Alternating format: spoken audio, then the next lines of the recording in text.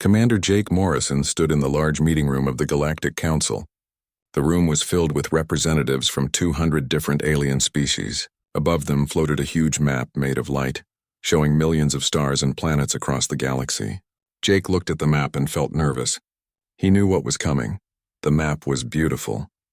It showed trade routes between different worlds.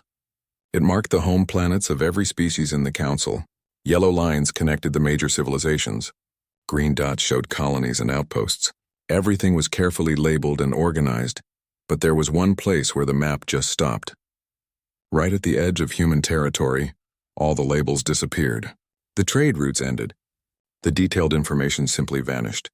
Beyond that invisible line, the map showed nothing but empty black space with a few scattered stars. No names, no data, nothing. Ambassador Kelrick of the Vorath stood up.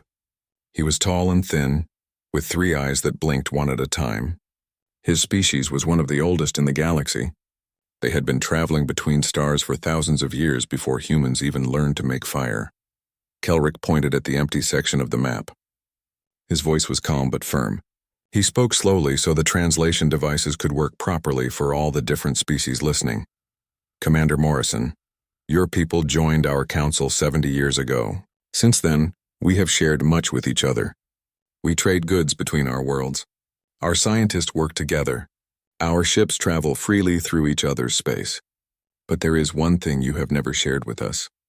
The maps of your outer territories. Every time we ask, you give us no real answer. Today I must ask again, why do your maps stop where they do? What exists in that empty space?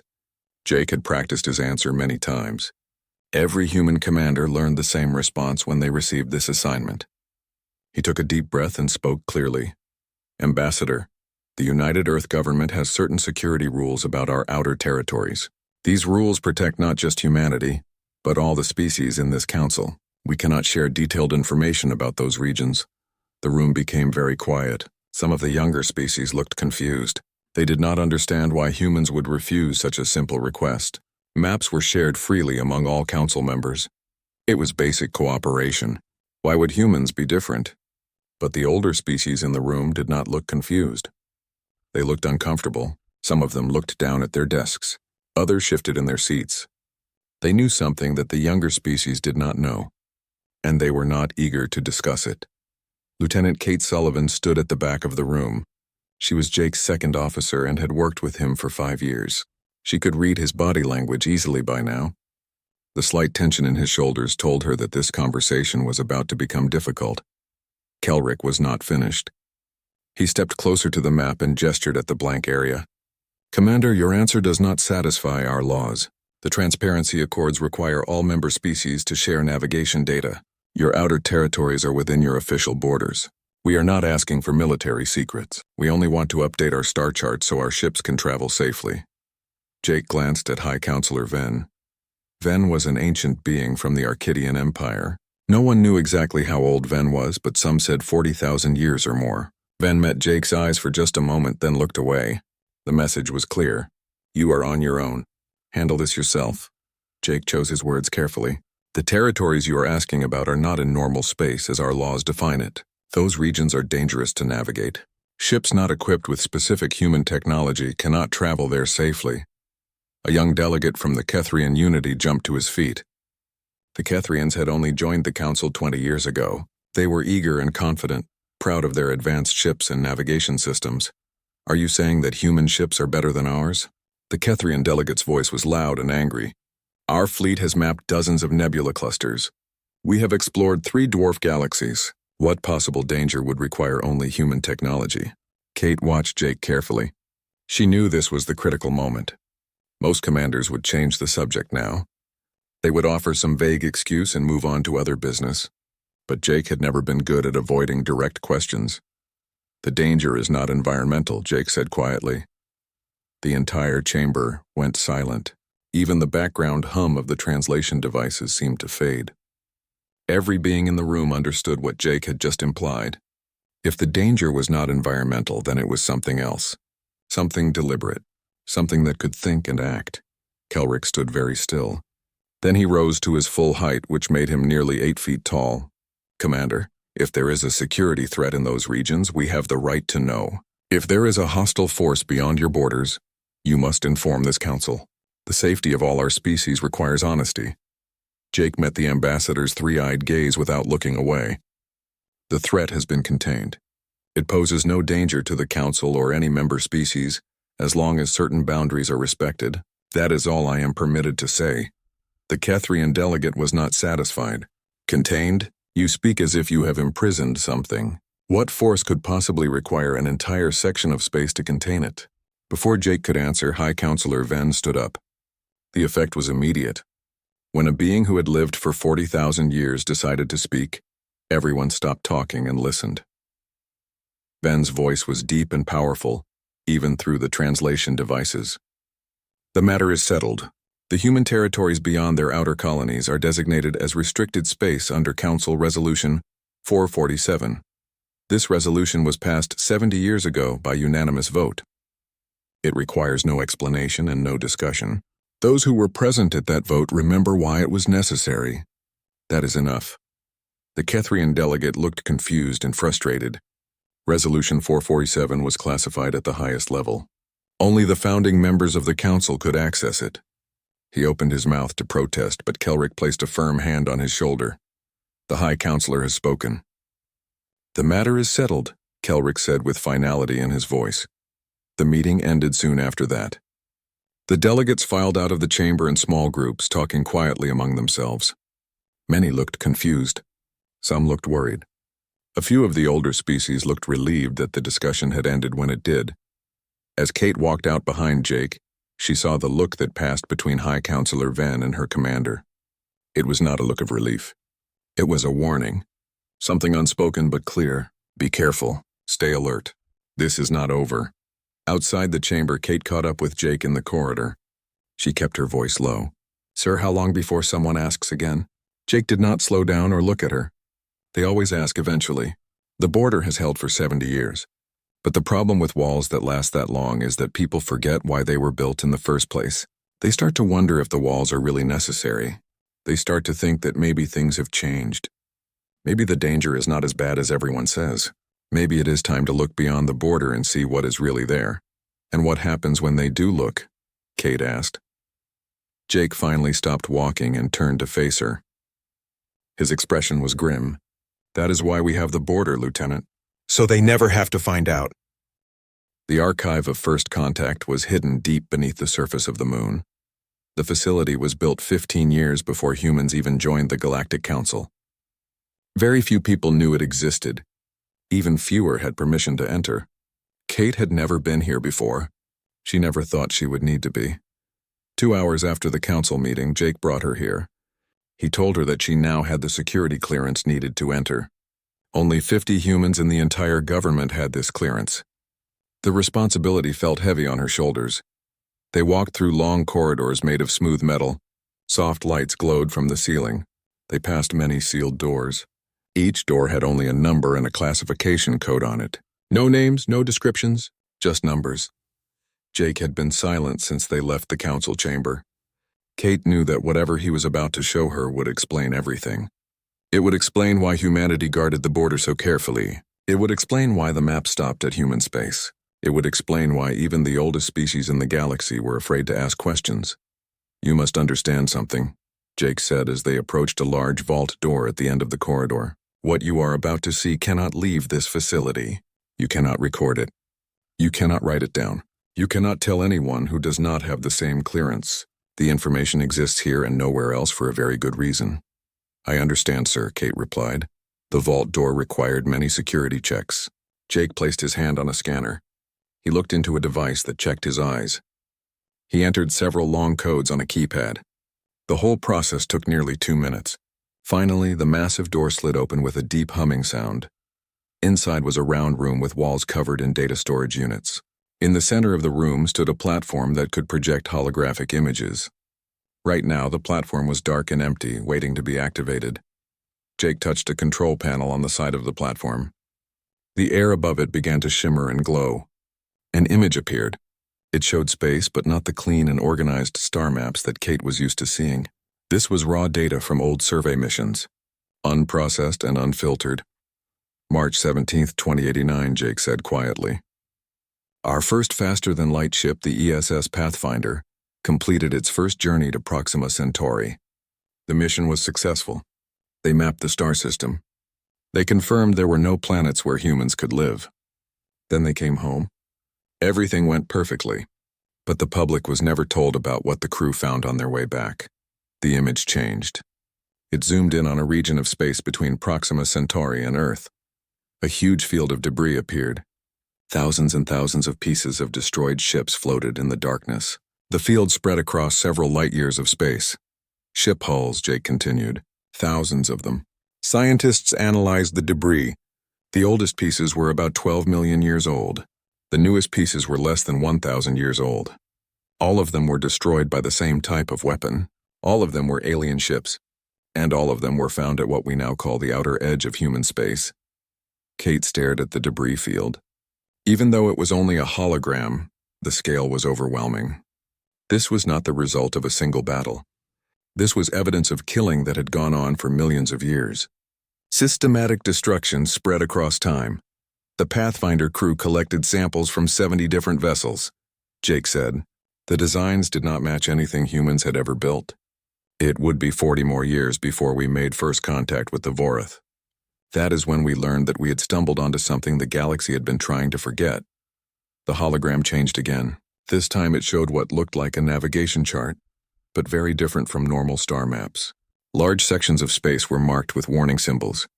Red zones covered huge areas. At the center of the largest red zone was a small label, written in several different alien languages. Kate could read the human translation at the bottom. Quarantine Boundary Alpha. When we finally made contact with the Vorath in 2131, Jake explained, we showed them what we had found. Their reaction was immediate. They told us to stop all exploration in that region right away. They said we must never speak about what we discovered. In exchange, they offered us faster-than-light technology far more advanced than what we had developed ourselves. They offered us membership in the Galactic Council. All they asked in return was our silence and our help in maintaining the quarantine. Quarantine of what? Kate asked. Not what, Jake said with a grim expression. Who? The hologram changed one more time. Now it showed a planet. The planet was beautiful. Blue oceans covered much of the surface. Green and brown continents spread between the oceans. White clouds swirled in familiar patterns. It looked almost like Earth. But the planet was surrounded by enormous structures in orbit. Each structure was bigger than an entire city. They bristled with weapons. The weapons were so advanced that they made humanity's best warships look like toys. The Vorath called them the Inheritors, Jake said. They were a species that appeared about 15 million years ago. They were technologically advanced. They were intelligent and organized, and they believed that they were meant to rule the entire galaxy. For 5 million years they expanded outward. They conquered every species they encountered. No one could stand against them. No alliance could slow them down. They seemed unstoppable. What stopped them? Kate asked. Nothing stopped them, Jake replied. That was the problem. 10 million years ago, all the remaining free species in the galaxy united. Every major civilization joined together. Every advanced species contributed ships and soldiers. Every military force in known space combined into one massive fleet. The Vorath called it the War of Extinction. The war lasted 3,000 years. Trillions died. In the end, the Alliance won, but barely. The cost was so terrible that most species never fully recovered. They destroyed the Inheritors, Kate said. No, Jake said. They could not. The Inheritors had become too advanced. They had spread too far. Instead, the Alliance drove them back to their homeworld. Then they sealed them there. The quarantine boundary you see on these charts is the result of 10,000 years of constant work by hundreds of species.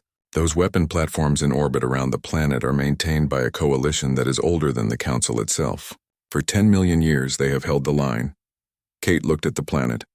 She looked at the massive weapons surrounding it. She tried to imagine the effort required to keep an entire species locked on their own world for 10 million years. Then she looked at Jake and asked the question she already knew the answer to. Where is this planet? Jake met her eyes. The weight of the secret he had carried for years was visible in his face. 300 light-years beyond our outer colonies, right in the middle of the gap on the galactic map. The border does not stop at human space. Human space stops at the border, because that is where the quarantine zone begins. For 70 years we have been its primary guardians. Kate felt the full weight of the revelation settle on her shoulders. Humanity had not been invited to join the Galactic Council because they were advanced or important. They had been invited because they had accidentally built their civilization right next to the most dangerous border in the galaxy. The oldest species in the Council had seen an opportunity. They had given humans advanced technology and a place in galactic society. In return, humanity would stand watch over the one place that no one else wanted to guard. The map stopped at human space because what lay beyond was too terrible to mark on any chart. The outer edge of human space was not really a place. It was more like an idea, a line drawn on a map to show where known territory ended and the unknown began. But for Commander Ben Carter and the crew of the UES Vigilant, it was home. They had been on patrol for 6 months. Their route never changed. They flew the same path every day, scanning the same regions of space, finding nothing except occasional asteroids and distant stars. The Vigilant was one of 40 human ships assigned to what everyone called the Watch. Most of the crew did not know what they were watching for. Ben knew, and the knowledge kept him awake most nights. "Contact," Lieutenant Amy Peterson called from the sensor station. Her voice cut through the quiet bridge. "Bearing 270, distance 40,000 kilometers. The profile matches a Vorath diplomatic vessel." Ben frowned. Diplomatic ships did not come this far out. The boundary was maintained by military forces only. That was the agreement. All species followed it. "Hail them," he ordered. The response came quickly. The face that appeared on the main screen belonged to Ambassador Kelrick. He looked tired and worried. Ben had seen that expression before on the faces of people carrying bad news. "Commander Carter," Kelrick said without any greeting. "I request permission to come aboard your vessel. There is a matter we must discuss. It cannot wait for official channels. This was highly unusual. Ambassadors did not make surprise visits to military vessels. They certainly did not travel to the edge of civilized space to do so. But the look in Kelrick's 3 eyes suggested that whatever he had to say was important enough to break all normal rules.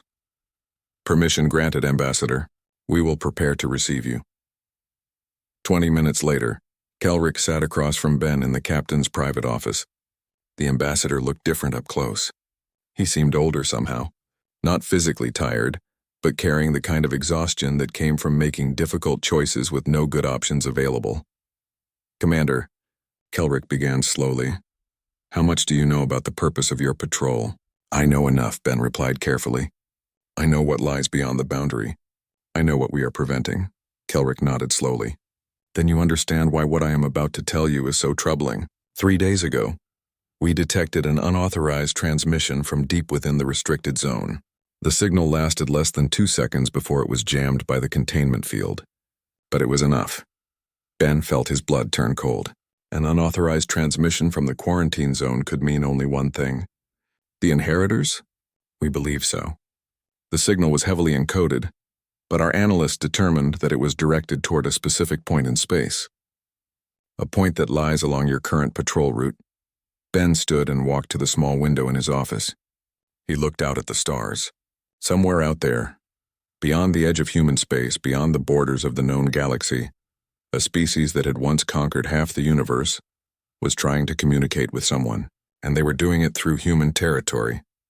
"Do you know what the signal contained?" he asked. "No, but we can make a reasonable guess. The inheritors have been contained for 10 million years. In all that time, they have never stopped trying to find a way out. Every few centuries they attempt something new.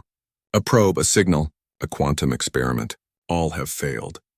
The containment field is maintained by technology far more advanced than anything they possess.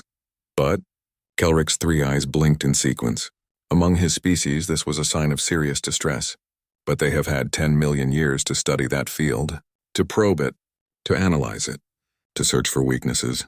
This signal suggests they may have found one." Ben turned back to face the ambassador.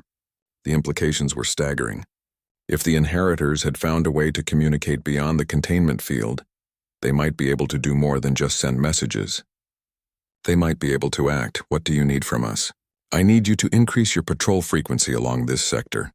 I need you to scan for any anomalies, any unusual readings, anything that might indicate another transmission attempt. And I need you to report directly to me if you find anything. Not through official channels. Not through the council. Directly to me. Why the secrecy? Kelrick stood. His expression was grave, because if word spreads that the inheritors are becoming active again, it will cause panic. Panic that could destabilize the entire galactic order. Half the species in the council are not old enough to remember the War of Extinction. They do not understand what the inheritors represent. Some, like that young Kethrian delegate, might decide that after 10 million years the quarantine is no longer necessary. They might think diplomatic contact should be attempted. They might believe peaceful coexistence is possible. And you do not believe that is possible? The ambassador's voice dropped to barely above a whisper. Commander, I am 4,000 years old. I have studied the histories. I have read the accounts of those who survived the war. The inheritors do not negotiate. They do not compromise. They do not seek peaceful coexistence. They seek dominion, total and absolute dominion over every living thing in the galaxy. That is why they were sealed away. That is why they must remain sealed away forever. After Kelrick left, Ben stood alone in his office for a long time. He stared out at the stars. Somewhere beyond the boundary, beyond the weapon platforms and containment fields, an ancient enemy was stirring, and humanity, the newest and least powerful member of the Galactic Council, had just become the first line of defense. The situation was deeply ironic. 70 years ago, humans had been like children playing with faster-than-light travel. They had stumbled onto secrets they did not understand. They had accidentally discovered the most dangerous place in the galaxy. Now they were guardians of the most critical border in existence. The map stopped at human space not because humans had chosen to stop exploring. It stopped because the galaxy had asked them to stand watch. The older species, tired after millions of years of maintaining the quarantine, had seen an opportunity. They had given humanity technology and a seat at the galactic table. In return, humans would guard the border that no one else wanted to monitor anymore. And now, for the first time in 10 million years, someone might be testing to see if the guards were paying attention. Ben activated the ship-wide communication system. All hands, this is the captain. Effective immediately. We are increasing our patrol frequency and sensor range. All department heads report to the briefing room in 30 minutes. I want full diagnostics on all detection systems. Something is happening out here and we need to be ready for it. As the crew scrambled to their stations, Ben looked once more at the star-filled darkness beyond his window. The quarantine had held for 10 million years. It had survived wars and disasters and the rise and fall of countless civilizations. But every wall, no matter how strong, eventually developed cracks. The question was not whether the cracks would appear. The question was whether anyone would notice them in time. Lieutenant Amy Peterson had served on the UES Vigilant for 3 years. That was long enough to know when something unusual was happening. The reading on her sensor display was not alarming by itself. It was just a small change in background radiation levels. But it was happening in a pattern. A subtle pattern that repeated every 47 seconds. She ran the analysis 3 times to make sure. Then she called Commander Carter. Commander, I have something you need to see. Ben arrived at her station within seconds. His quick response told her that he had been expecting something like this. Since Ambassador Kelrick's visit 2 weeks ago, the entire command crew had been operating with constant tension. It was exhausting but necessary. Show me, he said. Amy brought up the data on the main display. Background radiation fluctuation, bearing 330. The pattern repeats every 47 seconds. It has been going for about 6 hours. I would have noticed it sooner, but the strength is barely above the noise level. Ben studied the readings carefully. His expression grew increasingly serious. Then he did something that surprised Amy. He pulled up a secured file on his personal console and compared it to the sensor data. The match was immediate and obvious. It is the same signature as the transmission. That Ambassador Kelrick detected, Ben said quietly. They are trying again. Amy felt a chill run down her spine. She had been briefed about the quarantine zone after the ambassador's visit. She knew what existed beyond the boundary. But knowing something in theory and experiencing it in reality were very different things. The idea that something on the other side of that barrier was actively trying to reach out made the theoretical threat suddenly real and terrifying. Can we determine if they are receiving a response, she asked. That is exactly what we need to find out. Begin a wide-spectrum scan of the entire sector. I want to know if anything out here is transmitting back toward the quarantine zone. And Lieutenant, this information stays between us and the senior staff until we know what we are dealing with. 3 hours later, they had their answer. There was a response signal. It was faint and intermittent. It was coming from a point in space that should have been completely empty. According to the navigation charts, the coordinates were in the Kepler 442 system. That system was about 100 light-years inside human territory. There should have been nothing there. Ben called a meeting of the senior staff in the briefing room. Commander Rachel Brooks, his executive officer, spoke first. A relay station? Possibly, Ben replied. The signal strength suggests something artificial, but the Kepler 442 system has been surveyed multiple times. There are no habitable planets, no asteroid bases, no reason for anyone to establish an outpost there. Unless someone wanted to hide something, Lieutenant Stephen Grant said. He was the ship's tactical officer. His voice was grim. Commander, if the inheritors have managed to establish some kind of relay beyond the quarantine zone, we need to find it and shut it down immediately. Agreed, Ben said. But we need to be careful. If we go charging in and it turns out to be nothing, we risk alerting whoever might be listening. And if it is something real, we need to understand what we are dealing with before we act. Rachel leaned forward in her seat. Sir, permission to speak freely? Always. I think we need to consider another possibility. I think we need to consider that this is not just a relay station.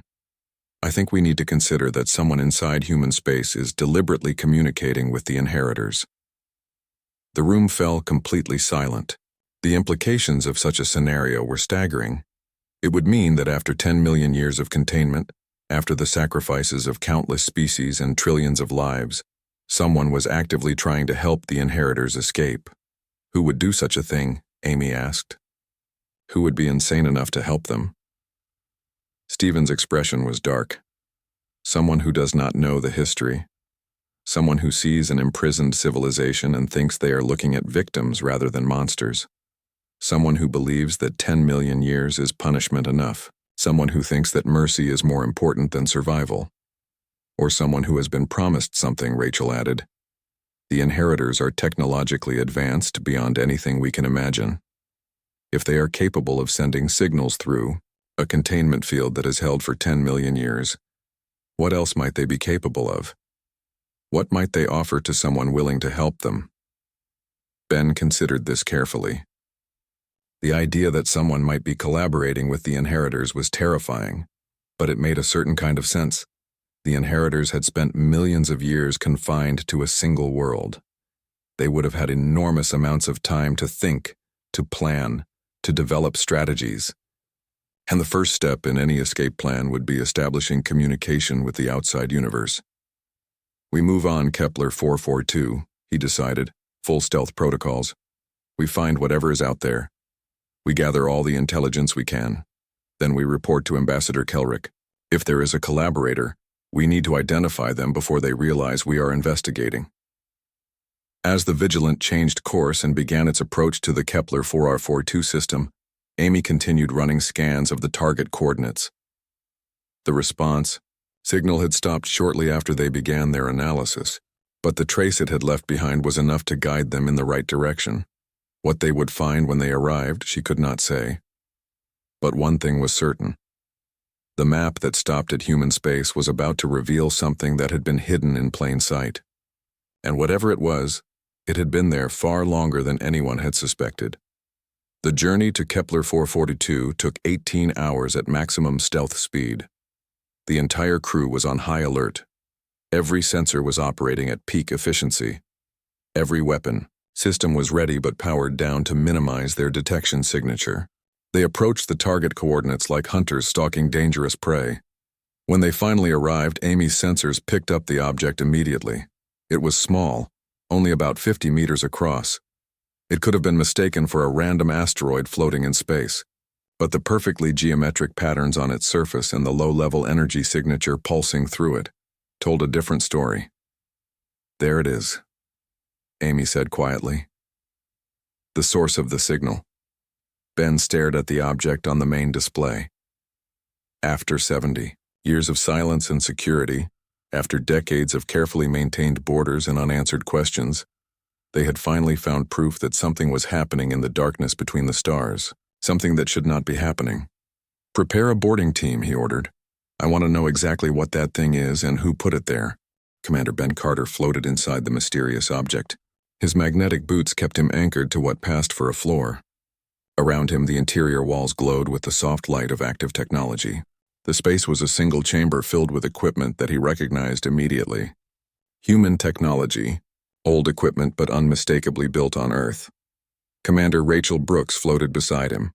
Her expression was hidden behind the faceplate of her environmental suit, but her voice carried shock and disbelief. "Sir, this is definitely a relay station, but it is not receiving signals from the quarantine zone. It is sending them." Ben felt his blood turn cold. They had assumed the inheritors were trying to communicate outward. They had believed the threat was coming from beyond the boundary.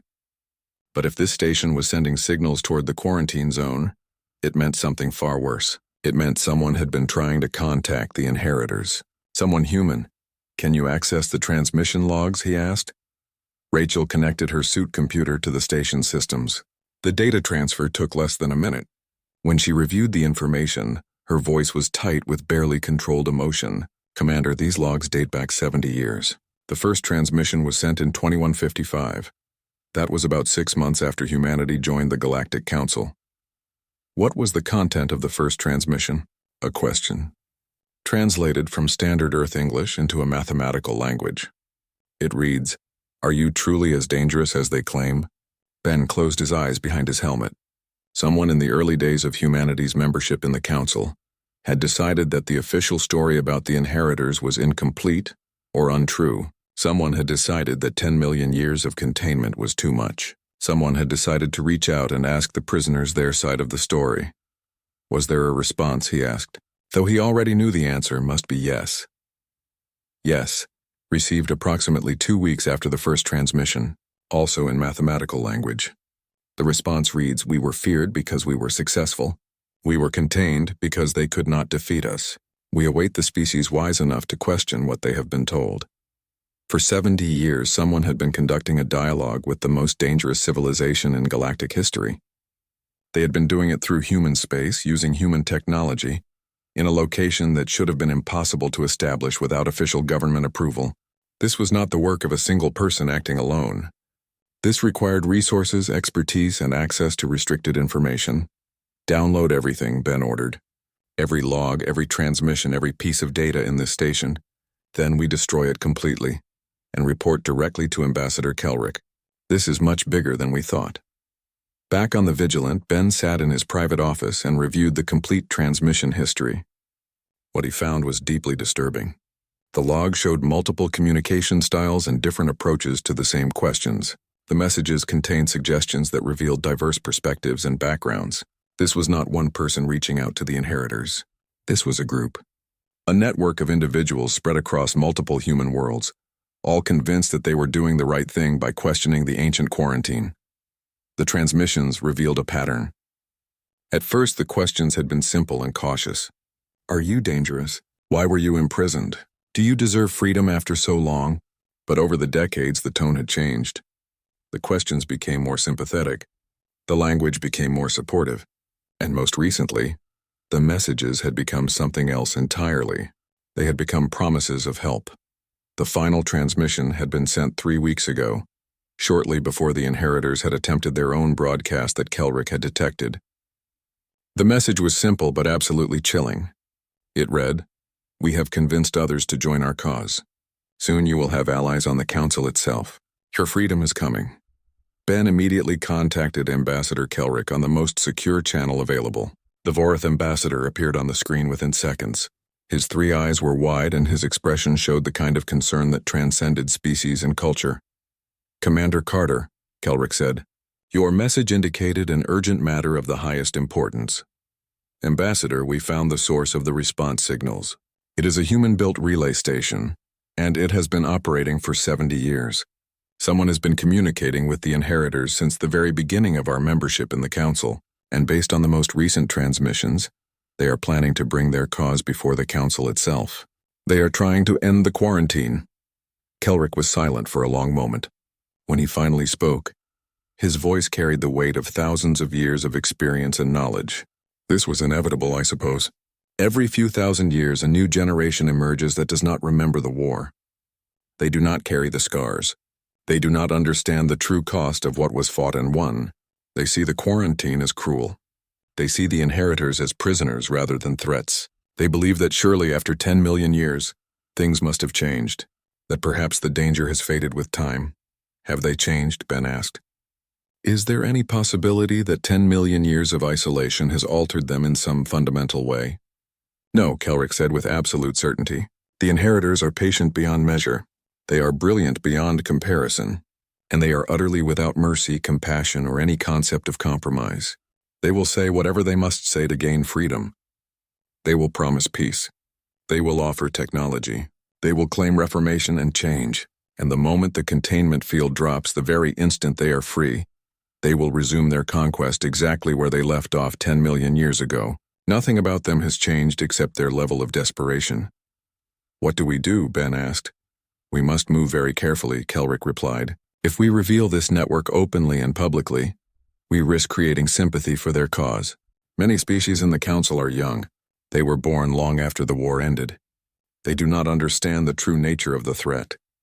They will see only that we are suppressing and punishing those who advocate for peace and diplomatic solutions. They will see us as the villains. Then what should we do? Kelrick's expression became hard as stone. We do what the founders of the Council did 70 years ago when they brought humanity into our fold. We trust you to maintain the watch.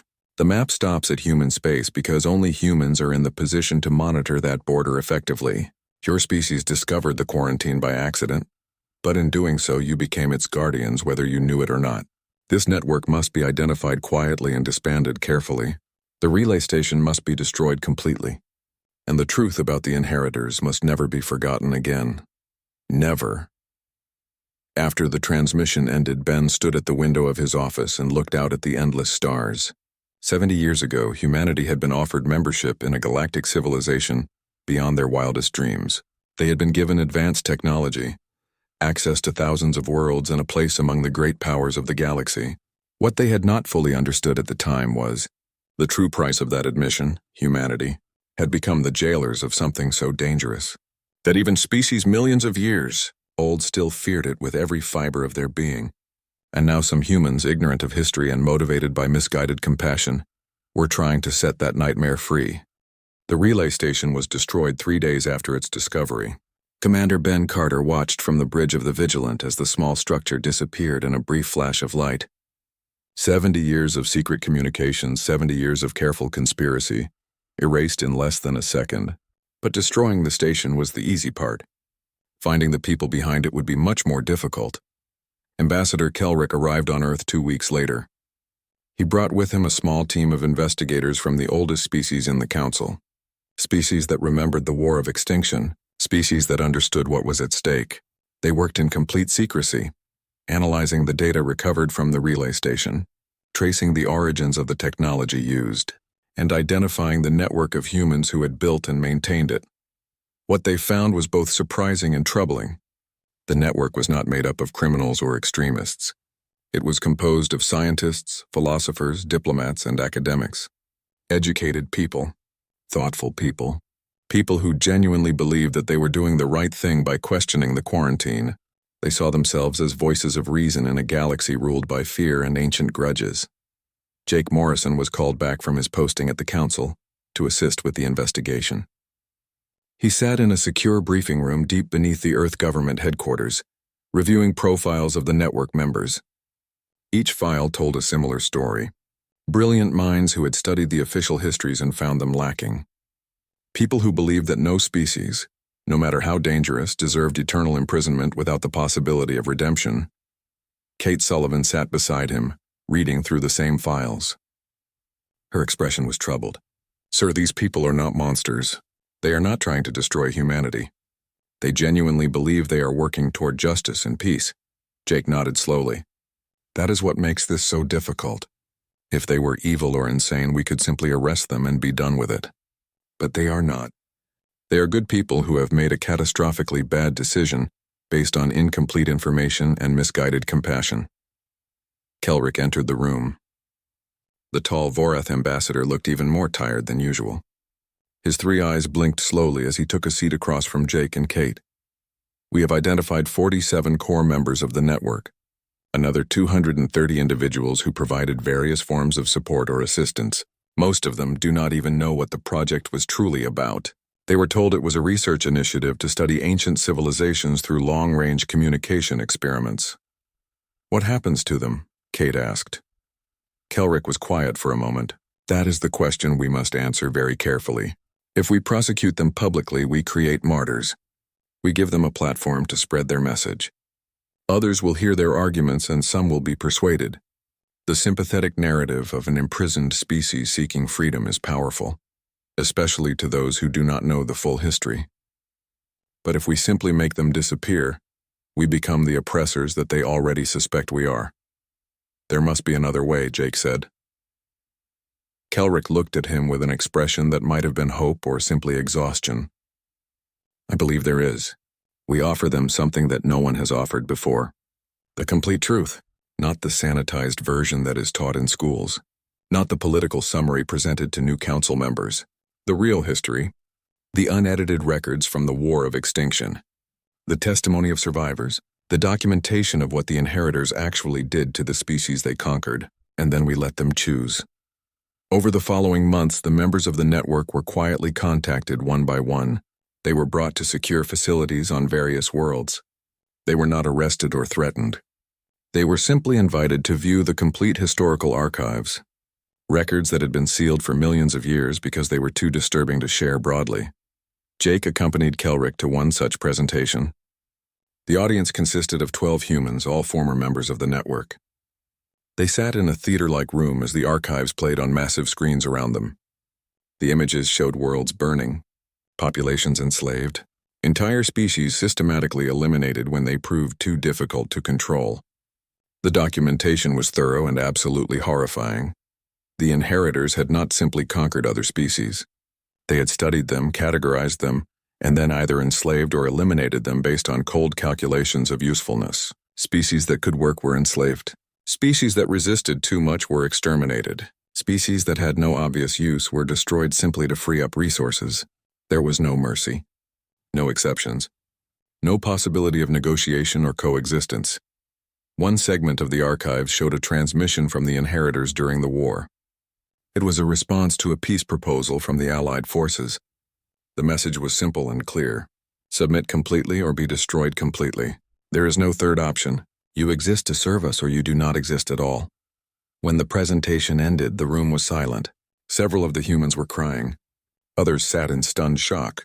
One woman stood up slowly and walked to where Kelrick waited. Her voice was barely above a whisper.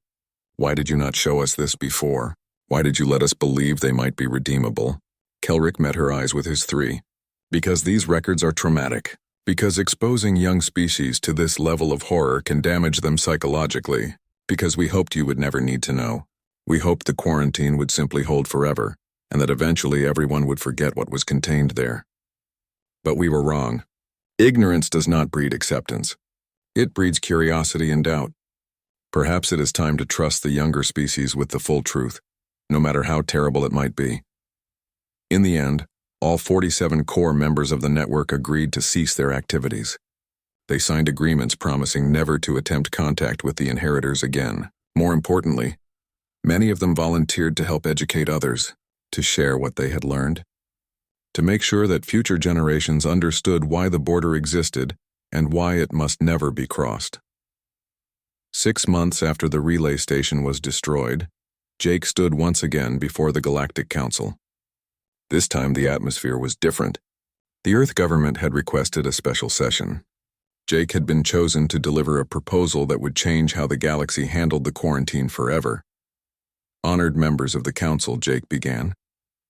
For 10 million years, the quarantine of the inheritors has been maintained through secrecy and fear. We have hidden the truth from younger generations because we believed ignorance would keep them safe.